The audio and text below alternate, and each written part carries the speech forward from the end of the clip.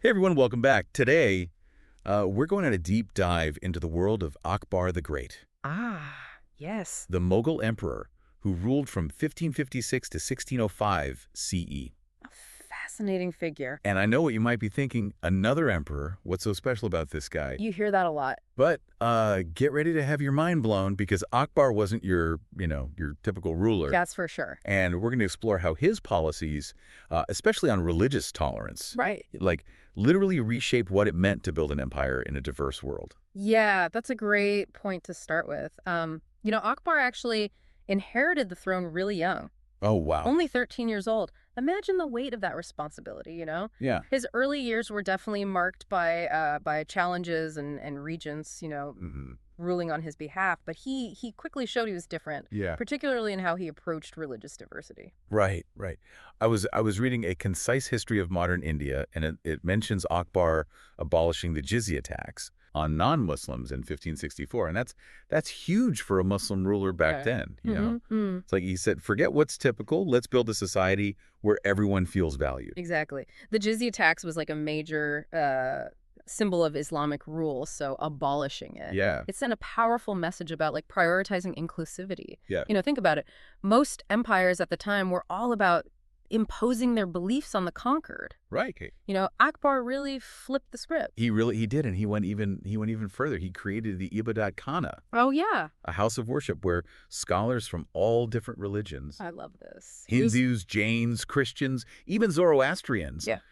could come together and just like engage in dialogue. Mhm. I mean, how cool is that? That is so cool. Yeah, it was incredibly forward thinking, especially for that era. And Yeah. this wasn't just like some political strategy either. I mean, many historians suggest Akbar was genuinely fascinated by different faiths and wanted to foster understanding, not just use tolerance as a tool. Totally. Okay, so he was religiously tolerant, Mhm. but that's not all. Akbar was also a master of administration. A Concise History of Modern India Yes. highlights his Yes. Zabt land revenue system, Oh, yeah. which sounds incredibly data-driven, almost, modern in its approach. The Zabat system was revolutionary. They used accurate land measurement and an assessment of agricultural productivity to determine taxes. Wow. So it really streamlined tax collection and made the system fairer. It Yeah. wasn't about, squeezing people. Mhm. It was about building a solid economic foundation for the entire empire. Yeah, and then there's the Mansabdari system, Oh, yes. which I'll admit sounds pretty It complex. is a little, yeah. But basically, it was a hierarchical system for the government and military Mm-hmm. based on merit, not just family lineage. Yeah, it was an incredibly innovative system by assigning ranks called mansabs Okay. based on like skills and loyalty. Right.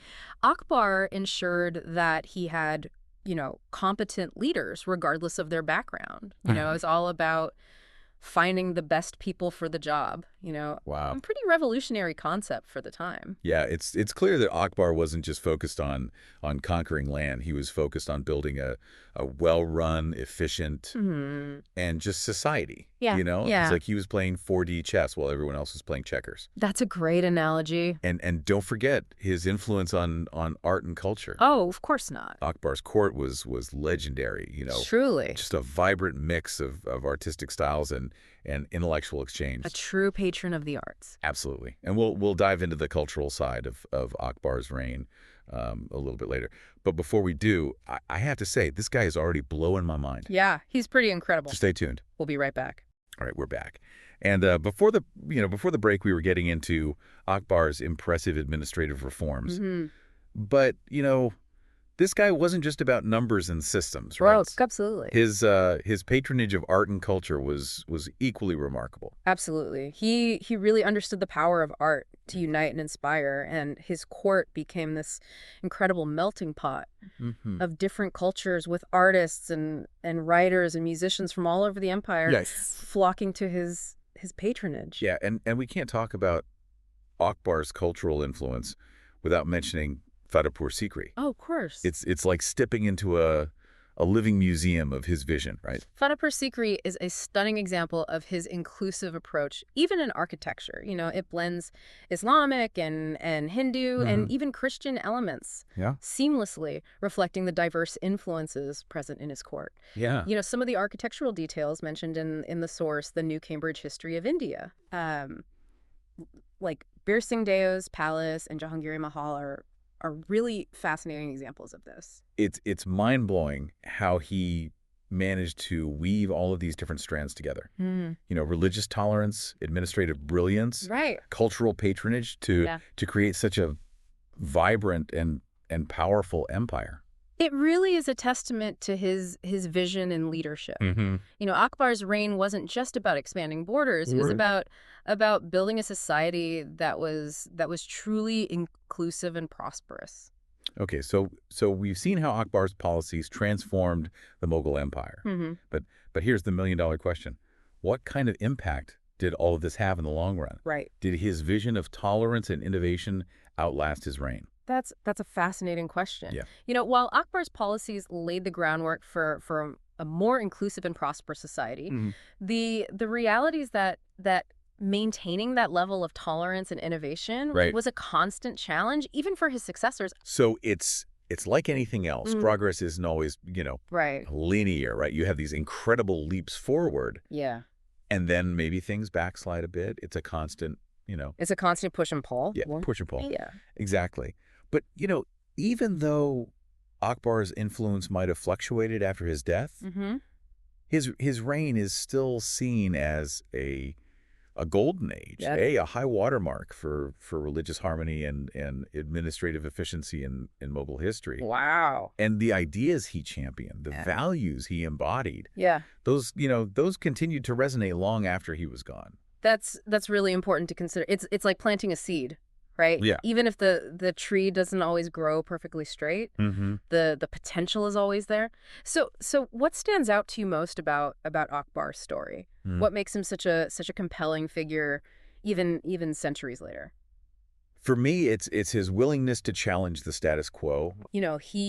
He inherited a system steeped in tradition and hierarchy. Right. And yet he dared to imagine something different, something better. Yeah. He embraced diversity, not just out of political expediency, Right. but out of a genuine belief in its power to enrich society. Yeah, that's a great point.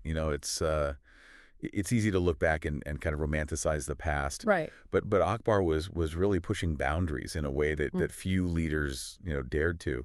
And it makes you wonder, like, are there any lessons we can glean from his reign that are applicable to today's world? I mean, the challenges we face now are so different. Yeah, it's definitely not a one-to-one comparison. Right. Akbar was ruling in a very different time with a different set of cultural and political realities. But what's fascinating is that the core principles behind his policies, things like, empathy and inclusivity, a willingness to adapt and innovate, those are timeless. Yeah. Yeah, it's like he's offering us a blueprint. Not for like specific actions, but for a way of thinking, like a mindset that can help us navigate the complexities of our own world. I think you've hit the nail on the head. We can't simply replicate Akbar's policies, right? But we can draw inspiration from the values that drove his decisions. His commitment to understanding different perspectives, his focus on building a system that worked for everyone. Those are ideas that resonate just as strongly today. So instead of asking what would Akbar do, maybe we should be asking, what principles guided Akbar, right? And how can we apply those principles to the challenges that we face today? Yeah, absolutely. Whether it's dealing with religious intolerance or political divisions, or finding ways to build a more just and equitable society. Those core values they can guide us. Exactly. It's about looking beyond the specific historical context and extracting those universal truths. Right. Akbar's reign reminds us that leadership isn't just about power. It's about vision and empathy and a genuine commitment to the well-being of all people. Yeah, it's a powerful message, It is, and one that feels, particularly relevant in today's world. for sure. Well, there you have it, folks, a deep dive into the fascinating world of Akbar the Great. He was quite a guy. He was a ruler who despite, the vast distance of time, still has so much to teach us about leadership, about governance, and maybe even about ourselves. I think so. And hopefully this episode has sparked your curiosity to learn more, because we've only just scratched the surface here. Yeah, there's so much more to discover. And who knows, maybe by looking to the past, we can find some wisdom to guide us in the present. So until next time, keep diving deep. And keep those brains buzzing. Yeah, we'll see you next time.